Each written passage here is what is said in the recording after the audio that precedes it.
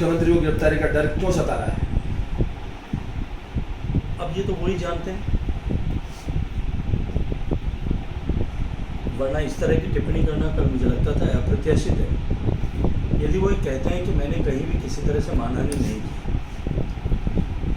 और वो ये मानते हैं, तो फिर ये अभी से ही गिरफ्तार किया जा सकता है, इसका रोना रोने की आवश्यकता नहीं थी। और ज़बरदस्ती अपने आप को विक्टिम बताने की और उसको लेकर के सहानुभूति लेने की भी आवश्यकता नहीं थी। यदि आप अपराधी नहीं हैं, जैसे मैं कहता हूँ पूरी हौसले और हिम्मत के साथ के कहने की ज़रूरत है कि मैंने पाप नहीं किया है, मेरा संजीवनी से कोई लेना देना नहीं है, मैं मेरे परिवार का कोई भी सदस्य 3 पीढ़ी का संजीवनी में न डायरेक्टर है, न उसका एम्प्लॉय है, न उसका मैनेजर है, न उसका कर्मचारी है, न उसका बोरोवर है, न उसका डिपॉजिटर है, न उसका एजेंट है। मुख्यमंत्री जी हौसले के साथ में ये बात कहें तो सही। कल उन्होंने ये भी कहा था कि एसओजी की जांच में अभियुक्त पाया गया। मैं एक बार आपसे आपके माध्यम से पूछना चाहता हूं, कितनी तारीख को उनकी केस डायरी में किस तारीख किस समय पर, केस डायरी तो इलेक्ट्रॉनिक एविडेंस है, किस समय पर मेरा नाम अभियुक्त के रूप में रजिस्टर किया है? और अगर किया है तो उसके बाद में, क्योंकि उन्होंने अपने बयान में कहा कि प्रारंभ से ही एसओजी ने उनको दोषी माना है। अगर ऐसा माना है तो उसके बाद 4 चार्जशीट फाइल हुई, उसमें उसका उल्लेख क्यों नहीं? देखिए, कितनी भी कालिक उछालने की कोशिश करो दूसरों पे अगर 100 छींटे गिरते हैं तो 50 अपने कमीज पे भी गिरते हैं।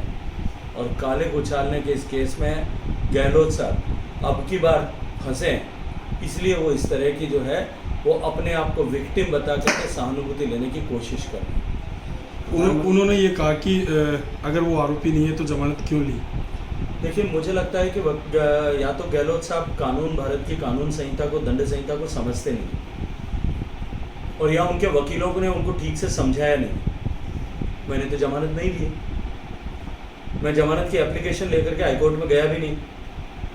मैं तो बिला वजह मुख्यमंत्री बार बार खड़े होकर के कह रहे थे, और उनके साथ में जो उनके सारे सिपह सालार भी उनके राग में राग अलाप रहे थे और मुझे दोषी बनाने पर तुले हुए थे। मैं एक बात आपसे पूछना चाहता हूँ, प्रदेश का मुखिया, प्रदेश का मुख्यमंत्री और गृह मंत्री अगर ये कहे कि ये जिसकी इच्छा ही पुलिस के लिए आदेश होती है, वो ये कहे कि ये अपराधी है, तो किसी भी तरह से पुलिस उसको अपराधी घोषित करने में लगेगी।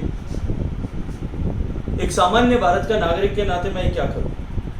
मैंने जाकर के कोर्ट में ये एप्लीकेशन लगाई कि ये झूठा केस मेरे खिलाफ बनाने की कोशिश कर रहे हैं, इस इन्वेस्टिगेशन को क्वैश करें।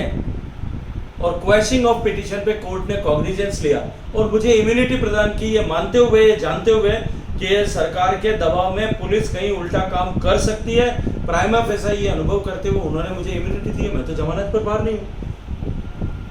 जमानत तो अब गहलोत साहब को बेल बॉन्ड भर के वहाँ व्यक्तिगत रूप से उपस्थित होकर के देनी पड़ेगी। ये न्यायालय का आदेश है कि आप हमारे यहाँ एक्यूज्ड हैं, इसलिए आप आइए, व्यक्तिगत रूप से उपस्थित होकर के अपनी हाजिरी करके और बेल बॉन्ड भरिए। उसके डर से भी मुझे लगता है शायद ये पट्टियाँ बंधी हुई। प्रधानमंत्री नरेंद्र मोदी के दौरों को लेकर आज सुबह मुख्यमंत्री ने सवाल उठाया है। उन्होंने कहा कि पीएम 6 बार आ चुके हैं और अब वो डेली अप डाउन करें तो भी कांग्रेस की सरकार रिपीट होगी, ये उन्होंने दावा किया है। मुझे तक लगता है कि लोकतंत्र में आस्था अशोक गहलोत साहब की समाप्त हो गई। देश का प्रधानमंत्री आपके राज्य में आ रहा है, आपके यहाँ नए विकास के कामों की घोषणा कर रहा है, आपके यहाँ किए गए विकास कामों का उद्घाटन कर रहा है, हर दौरे के समय में हजारों करोड़ रुपए की सौगात राजस्थान के लोगों को दे रहे हैं। आपको इसमें डर क्यों लग रहा है? आपके लोगों का भला हो रहा है, आपके प्रदेश के लोगों को कुछ मिल रहा है, आपकी धड़कनें दिल की इसमें क्यों बढ़ रही है? ये स्पष्ट करना चाहिए। वो तो हर सभा में यही कहते हैं कि प्रधानमंत्री जी केवल सभा करके जाते हैं, बाकी कुछ ही कह। बीकानेर में आए थे, हजारों करोड़ रुपए की घोषणा की थी, योजनाओं का शिलान्यास भी किया था, नई और उनका उद्घाटन भी किया था। दौसा में आए थे, तब भी कम यही स्थिति थी। और इसके अलावा जितनी बार आए हैं उतनी बार को आप उठा करके देख लीजिए। विकास से डर गहलोत साहब को क्यों लगता है? क्योंकि राजस्थान को विनाश के रास्ते पर ले जाने वाले गहलोत साहब जो हैं, वो राजस्थान में विकास होता हुआ देख करके उनकी सरकार को लोग उखाड़ करके फेंकने का जो मानस बनाया है, उसको और अधिक सीमेंटाइज नहीं कर लें, इसको लेकर के उनका भय है। और ये भय उनको इस तरह के जो है अनर्गल वक्तव्य देने के लिए मजबूर करता है। आज फिर उन्होंने कहा कि मेरी सरकार गिराना चाहते थे, राजस्थान सरकार जिसमें पीएम मोदी, अमित शाह, प्रधान और गजेंद्र सिंह शेखावत पर जनता का आशीर्वाद और सारे लोगों का सहयोग था कि सरकार को नहीं उखाड़ फेंक पाए और पूरे वोट शेडिंग नहीं कर पाए, जबकि अन्य राज्यों को कर सकते थे। और मान सम्मान बढ़ा मेरा पूरा प्रदेश में कि मैं अपनी सरकार बचा रहा हूँ। लेकिन सरकार बचने की कीमत दे राजस्थान की जनता ने क्या चुकाई? सरकार बचने के कारण से जो इनके विधायक बेलगाम हुए और उन विधायकों ने जिस तरह से भ्रष्टाचार किया, राजस्थान की जनता को जिस तरह से लूटा गया, राजस्थान के संसाधनों को जिस तरह से लूटा गया, आप जहां हाथ डालिए वहां आपको भ्रष्टाचार का काला कीचड़ दिखाई दे। अभी 2-3 दिन पहले ही कोई अन्नपूर्णा योजना प्रारंभ हुई थी, वीडियो आप सब ने भी दिखाया और पूरे हिंदुस्तान के सोशल मीडिया पे हर एक के मोबाइल पर दिख रहे हैं।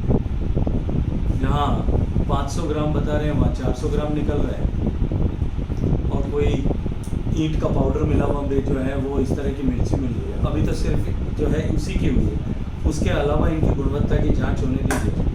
न जाने कितने लोग, मैं ये कहता हूँ कि आपका अधिकार है, आप सरकार के मुख्यमंत्री हैं, सरकार में होने के नाते ये आपका अधिकार है कि आप अपनी तरफ से योजनाओं को ला करके जनता को लाभ देने की कोशिश करें। ये आपका कर्तव्य भी है, आपका अधिकार भी है। लेकिन मात्र राजनीतिक लाभ के उद्देश्य से आप इस तरह से योजनाएं बनाकर उन योजनाओं के नाम पर भ्रष्टाचार करें, अपनी तिजोरियों को भरें, अपनी योजना भवन की अलमारियों को भरें, इतना भरें कि उसमें से पैसा बाहर निकलने लग जाए।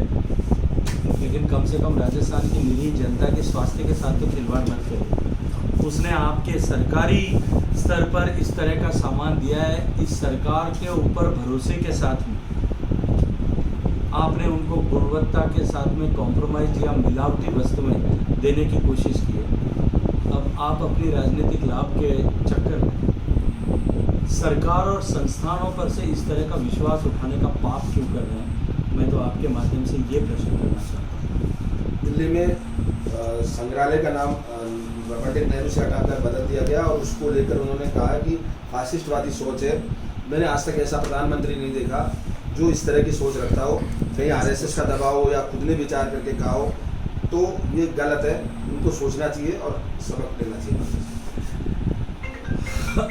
दुर्भाग्यपूर्ण है, माननीय गहलोत साहब को मुझे लगता है कि फोबिया हो गया, और इस फोबिया के चलते वो इस तरह के वक्तव्य जो हैं सामान्यतः देते रहते हैं। हर घटना में उनको कहीं न कहीं, हर वक्तव्य में, हर किए गए काम में कहीं न कहीं अपने लिए और जिस परिवार के प्रति उनकी और उनकी पूरी पार्टी की प्रतिबद्धता है, हालांकि प्रतिबद्धता में व्यक्तिगत रूप से तो उनके कहीं शायद मुझे लगता है कि डेंट जयपुर में खड़गे साहब के साथ में हुए आचरण और व्यवहार के बाद में लग गया, और उसके परिणाम भी कहीं कहीं अब आजकल दिखाई देने लगे। लेकिन उस प्रतिबद्धता को एक बार पुनः स्थापित करने और उसको सिद्ध करने के लिए वो इस तरह के बयान जो है उस फोबिया के ग्रसित होकर के देते रहते हैं।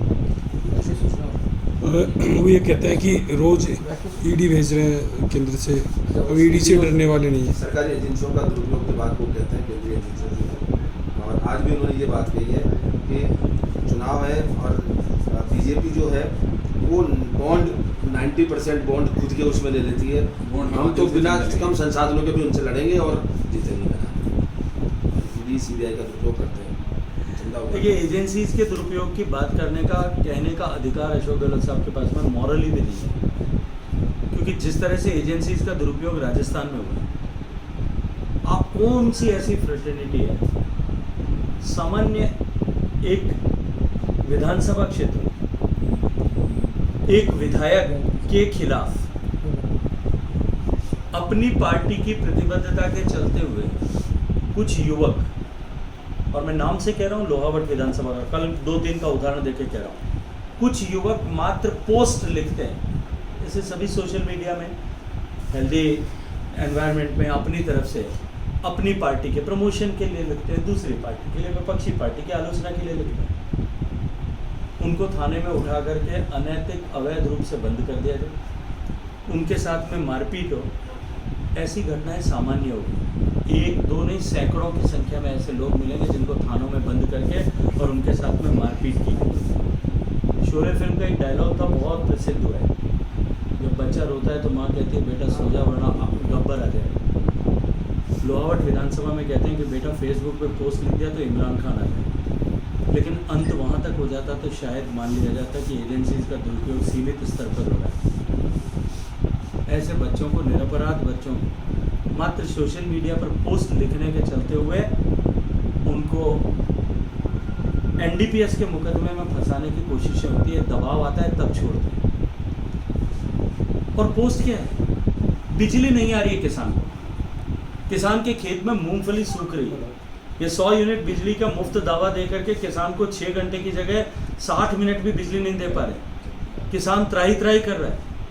किसान ने जो है खून के आंसू रोते हुए अपनी मूंगफली की खड़ी हुई फसल के ऊपर ट्रैक्टर चला करके तवी निकालने के लिए, डिस्प्लाव निकालने के लिए उनको मजबूर होना पड़ा है। वो किसान आंदोलनरत है, उसका फोटो अगर दिखा दिया उसने क्या अपराध किया? उस अपराध के लिए मैं तो आप लोगों को भी कह रहा हूँ, सावचेत रहिए। ये तो आप लोगों का जो है भगवान की कृपा से आप लोगों की जो है यूनिटी बहुत मजबूत है। आई सैल्यूट दैट। वरना कहीं आप लोग भी कुछ जो है ये दिखाओ, और उस दिखाने के अपराध में, वैसे ऐसा नहीं है कि राजस्थान में नहीं हुआ भी है कि आप लोगों को कहीं उठा करके अंदर बंद कर दिया जाए और आप लोगों को भी किसी ऐसे झूठे मुकदमे में फंसा दिया जाए। एजेंसी की दुरुपयोग की बात वो करते हैं। विधानसभा के स्तर पर इस तरह के हालात हैं, और प्रदेश के स्तर पर कितने एग्जाम्पल में दे सकते हैं। अपनी पॉलिटिकल जो है महत्वाकांक्षा के लिए, अपने बेटे के हार की खींच उतारने के लिए उन्होंने कितने षड्यंत्र किए। कितनी बार उन्होंने जो है वो कहते हैं कि मैं अगर चाहता तो गिरफ्तार करा देता। आपके चाहने में कोई कमी थी? आपके चाहने में आपने कोई कमी रखी थी?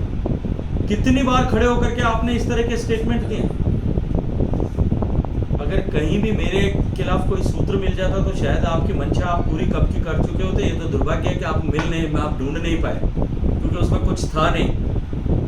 और उसके अतिरिक्त भी मैं तो प्रश्न करता हूँ, एक गरीब निरपराध महिला जिसके साथ में अपने पति और बच्चे के सामने गैंगरेप हुआ, वो निरपराध महिला जिसकी जमीन हड़पने के उद्देश्य के चलते हुए इस तरह का जो है कलंकित काम हुआ, और उसकी जांच बदलने के बाद 1 बार 2 बार 3 बार जांच बदलने के बाद में न्यायालय में एफिडेविट देने के बावजूद भी पुलिस ने उस पर एफआईआर लगा दी। इस पर प्रश्न चिन्ह एक वकील खड़ा करता है, उसको उठा करके आप जेल में बंद करते हो, और कितने दिन के लिए पुलिस कस्टडी होती है?